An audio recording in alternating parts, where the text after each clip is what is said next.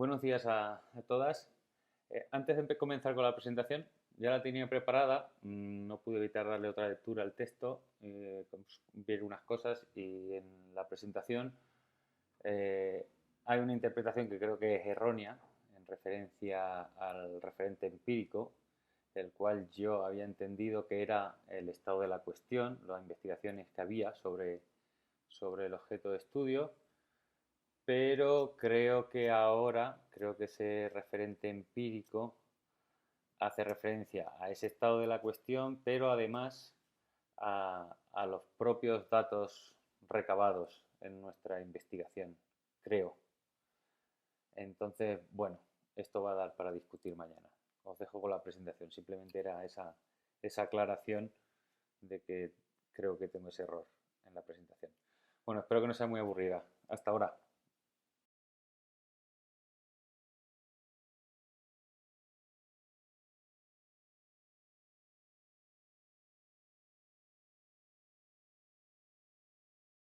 Buenos días a todas y a todos en esta sesión del seminario. Bueno, esta mañana me tocaba presentar eh, la introducción del libro Ernesto Laclau y la investigación educativa en Latinoamérica, implicaciones y aportaciones del análisis político del discurso, de la doctora Rosa Nidia Buenfil Burgos. Bueno, antes de nada decir que el texto me ha gustado. Ahora al final comentaré algunas conclusiones que, que emergieron durante las varias lecturas, porque la verdad es que tuve que realizar varias lecturas. Me pareció un texto que, siendo una introducción de un libro, que hay que tener en cuenta, pues que en la primera lectura sí me quedó una idea general de lo que, en principio, de lo que habla la introducción en su inicio y luego la explicación de la doctora Bonfil.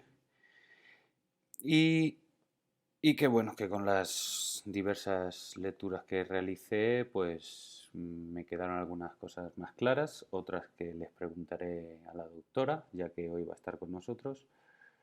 Y bueno, también comentar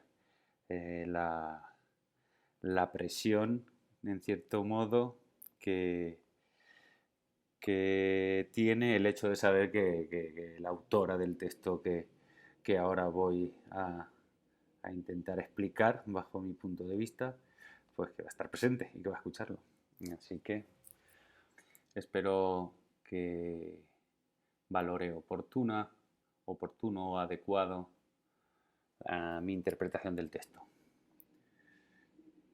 Tengo que reconocer que no conocía a este autor, a Ernesto Laclau, tampoco conocía a la autora del libro, a la doctora Buenfil, y leí los prólogos antes de ir a la introducción, un poco estos prólogos que son como la sinopsis de las películas, que te cuentan un poco la película, un resumen de la película, para saber a qué me iba a enfrentar.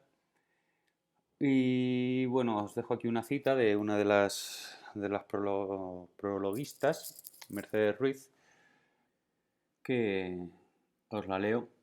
La figura intelectual de Ernesto Laclau, a su vez, marcó un horizonte para el desarrollo de la investigación educativa, en particular en el campo de la teoría y la filosofía educativa, con lo que forjó un pensamiento analítico acerca del hacer y el quehacer investigativo. A lo largo de este libro, como ya lo señala Rosa Nidia Buenfil, Laclau reconoció la dimensión de lo educativo desde otro lugar, como procesos de formación y constitución de sujetos. Sin duda, la formación y constitución del sujeto representó una línea de anclaje para realizar la articulación de lo político y lo educativo. Como buen gramsciano, marxista y peronista, no podía dejar de reconocer la relación de lo político y lo educativo planteada por el gran pensador italiano. He considerado oportuno leeros esta cita porque creo que es un pequeño estrato sintético, sugerente y que un poco nos refleja qué es lo que se va a ver en el libro y lo que la propia doctora Buenfil en la introducción explica sobre la justificación de este trabajo, la necesidad de este trabajo. y la dificultad de estructurarlo. La propia autora indica en esta introducción la dificultad que tuvo a la hora de estructurar el libro, las diferentes categorías que surgieron en el análisis de los resultados de la revisión que hace. Bueno, y ahora sí, con el texto que teníamos para hoy, para discutir esta introducción de este libro, la autora comienza explicando, por supuesto, cuál es la finalidad del libro, que en cierto modo es conocer y comprender las aportaciones, las derivaciones que el pensamiento de Laclau ha tenido en la investigación educativa, cómo ha sido su aplicación, cómo ha sido su transformación, y dice que va en dos líneas este intento de comprender estas aportaciones. Una en el campo de la investigación educativa, como una teoría que no nace en este campo sí que es aplicada y cómo. Y por otro lado, ver cuál ha sido en el campo de la producción científica con respecto al pensamiento de Laclau en académicos latinoamericanos. La autora indica que este libro es una revisión de literatura o un estado de la cuestión, es esta cita que tenemos aquí abajo, para intentar, como decíamos, conocer, ponderar cómo se ha difundido el horizonte teórico de Laclau en la producción de conocimientos en el ámbito de la educación y un poco caracterizar cómo ese pensamiento se ha integrado en el ámbito educativo, cómo y de qué forma. La autora continúa justificando la necesidad de este trabajo y lo justifica en que existe un déficit claro de publicaciones metodológicas sobre el pensamiento, sobre la aplicación del análisis político del discurso, de la teoría del discurso.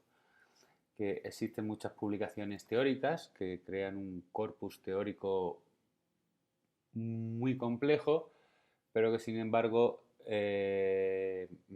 Laclau no ofrece una guía, por decirlo de alguna manera, una guía procedimental de cómo aplicar, prácticamente hablamos in situ, esa teoría. Bueno, y cita a dos autores críticos con la teoría de Laclau, uno de ellos David Howard, que en la línea de lo que estábamos comentando, pues critica esta ausencia de metodología en la obra de Laclau. Dice que el corpus teórico es un arsenal bastante bien formado y complejo, pero que no se explicita cómo este corpus teórico puede ser aplicado en la investigación. Esto que aquí hay como teoría versus aplicación. Y el otro autor crítico con el trabajo de Laclau es Daniel Saur, o Saur, no sé cómo se pronuncia.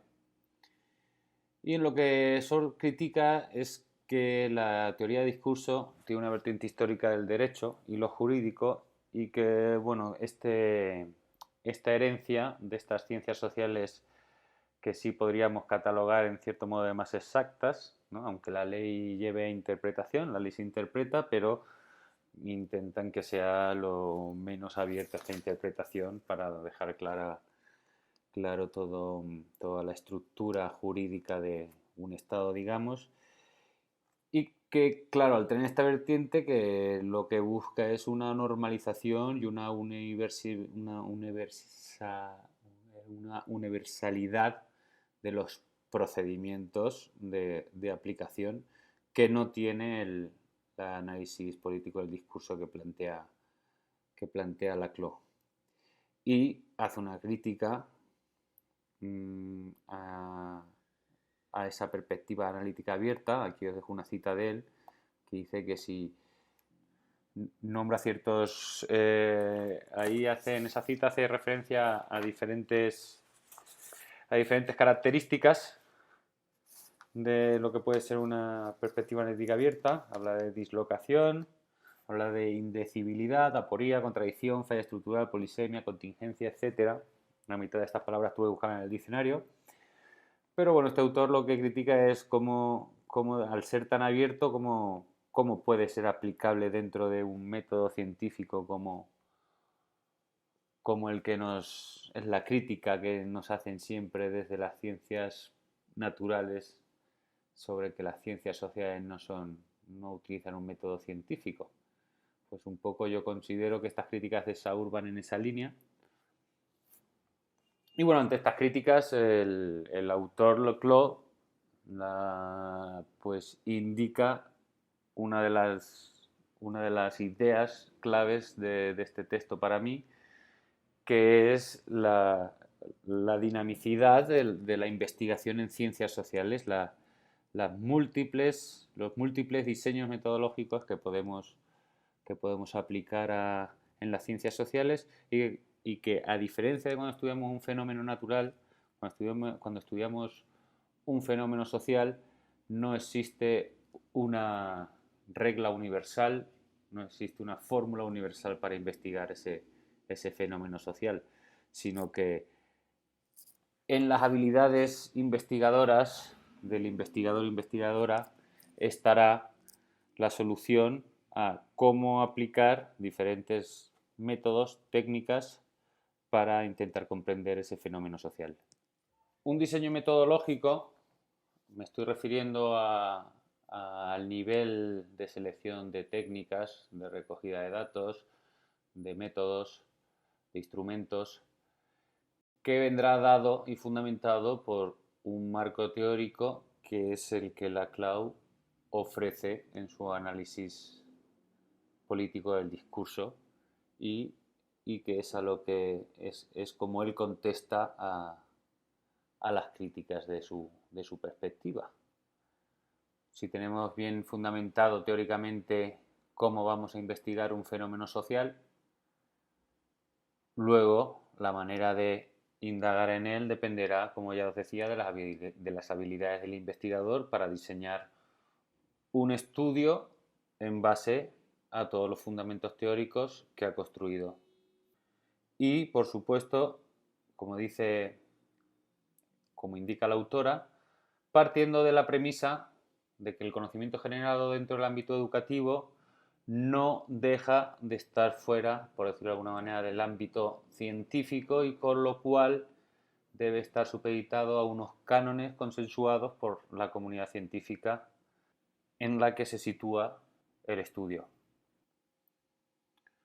Un proceso de construcción de teoría de nuestro estudio en la que la autora Buenfil, define como un proceso triádico y formado por tres componentes principales: el referente teórico, el referente empírico y las preguntas de investigación, y cómo entre estos tres componentes debe de haber un diálogo constante durante la creación de esta teoría que va a definir y caracterizar nuestro objeto de estudio, al cual, en línea con lo que decíamos, cuando tengamos bien delimitado nuestro objeto de estudio, será cuando diseñemos cómo vamos a recoger la información para explorar este objeto de estudio. En este proceso triádico, como decía, hay tres componentes. Está el referente teórico, que hace referencia a las posiciones ontoepistemológicas, que hace referencia al cuerpo conceptual y que hace referencia a las lógicas de intelección. Ahora nos profundizaremos en este referente teórico. Un referente empírico, que es el corpus teórico y sus condiciones de producción. Este referente empírico yo he entendido que es el estado de la cuestión de lo que del objeto de estudio. Cómo se ha investigado lo que queremos investigar, desde qué perspectiva se ha estudiado, etcétera. Y luego las preguntas de investigación, que es lo que queremos nosotros conocer. Sobre las preguntas de investigación, la autora no profundiza más en esta introducción. Imagino que a lo largo del texto profundizará más en este juego entre preguntas de investigación, referente teórico, preguntas de investigación, referente empírico. Imagino también que cuando estamos iniciando una investigación como los que estamos aquí, las compañeras y los compañeros que estamos en este seminario, pues podemos empezar con unas preguntas de investigación, pero esas preguntas de investigación van a interaccionar con nuestro referente teórico, el que estamos construyendo, y con nuestro referente empírico, el que estamos indagando.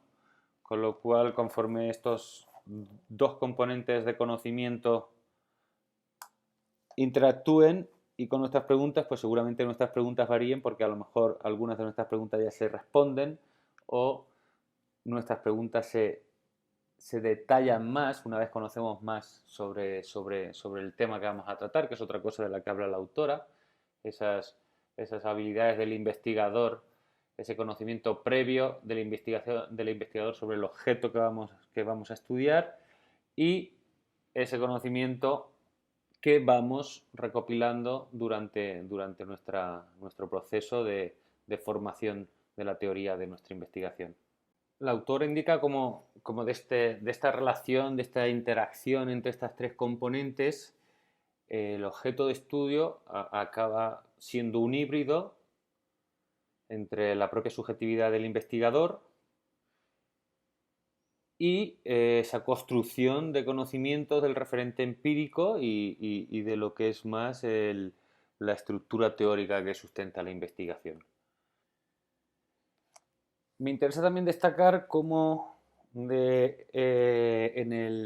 lo que se refiere al componente teórico, donde dentro de ese mismo componente también interaccionan otros tres componentes, como son los posicionamientos ontoepistémicos, el cuerpo conceptual y las lógicas de intelección, como en el ámbito de la investigación educativa, cómo se aunan diferentes disciplinas, como puede ser la sociología, la antropología, la psicología, la filosofía, que creo que también lo hemos hablado ya en algunos seminarios, como yo a veces también me encuentro ante situaciones en las que necesito conocimientos de otras disciplinas que no tengo, y a la misma vez la articulación de diferentes paradigmas que pueden ser complementarios o no, que incluso pueden ser antagónicos, y que dentro de este diálogo entre los paradigmas y entre las diferentes disciplinas, estos dos procesos que se originan en la interacción de estos tres elementos del referente teórico, como dice la autora, se establecen unas estrategias de vigilancia epistemológicas, no las denomina ella, para mantener una coherencia y para mantener un cuerpo dentro de todas estas ideas que pueden ir surgiendo en los diferentes paradigmas y en las diferentes disciplinas que puedan contradecir que puedan contradecir nuestra estructura teórica. Entonces, esta articulación entre estos tres elementos obliga a establecer esta vigilancia constante para no contradecirnos en nuestros trabajos.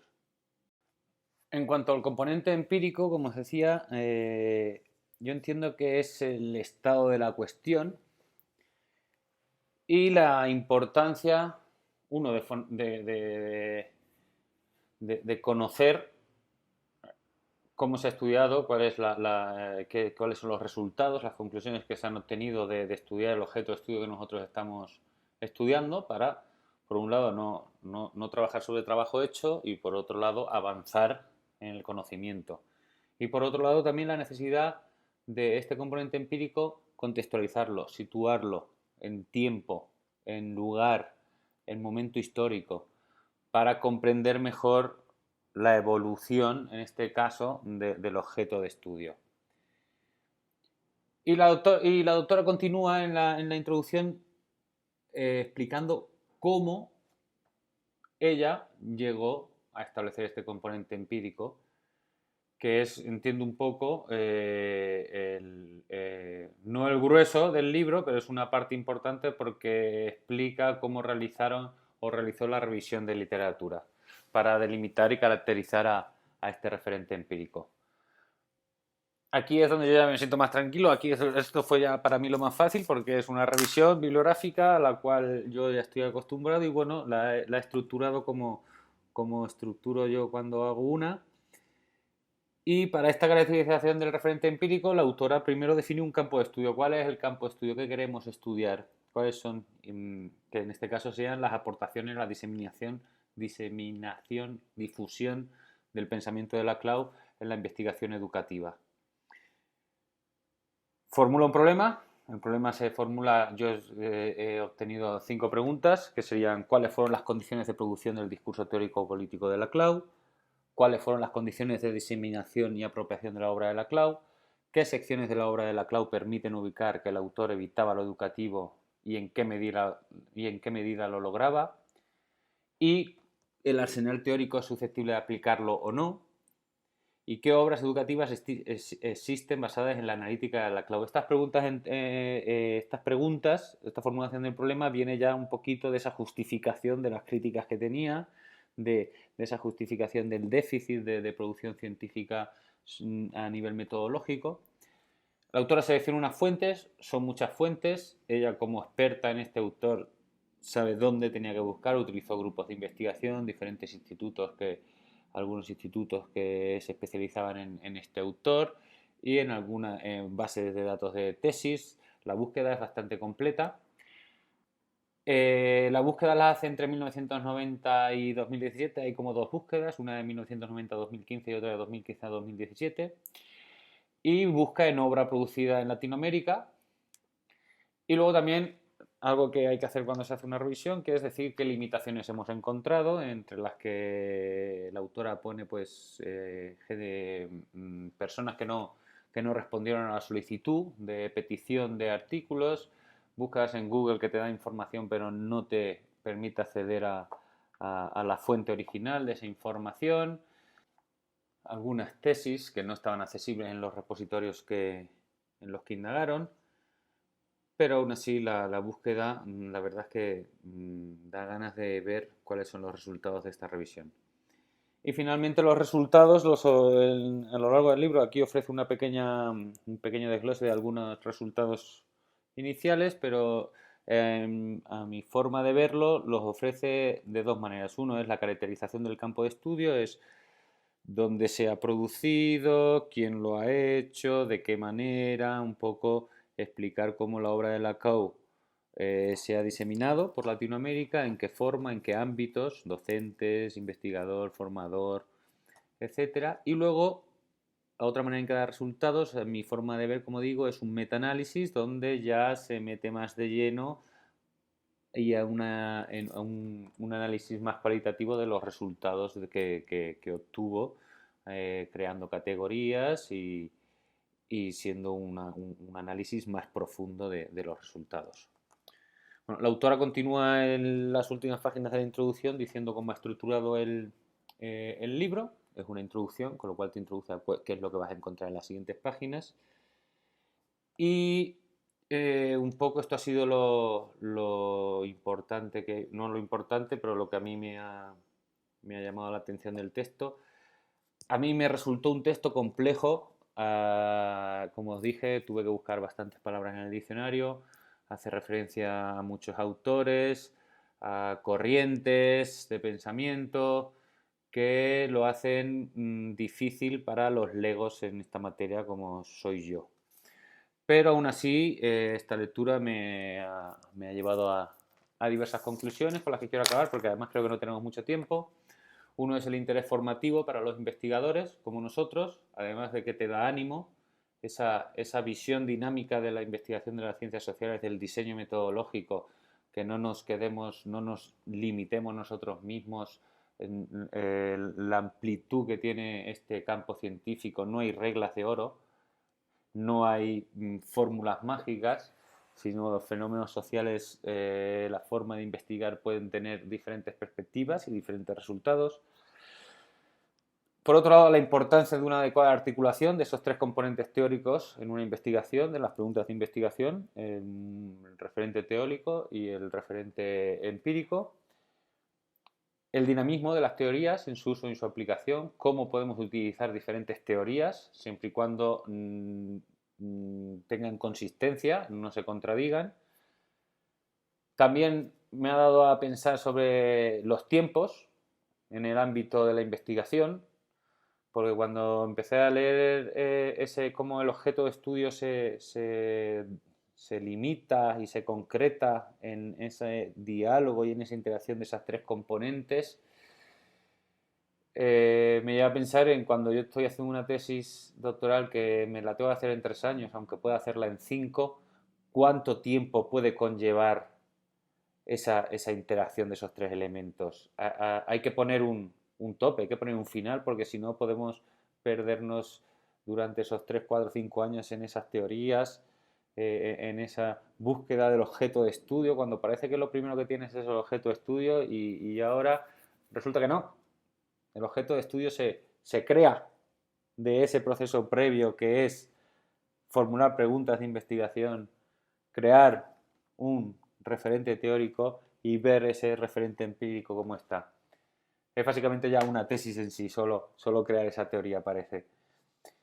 Y también esta introducción me ha producido interés por profundizar en la lectura del texto. La verdad es que quiero ver, me interesa mucho leer en las páginas cómo se aplica esta metodología o esta teoría o esta perspectiva. También me gustaría que la doctora Buenfil me dijera si el análisis político de discurso es una teoría, es una corriente, es una perspectiva, es una metodología, es una técnica. Entonces, como tenemos a la doctora, imagino que todas estas preguntas se me aclararán.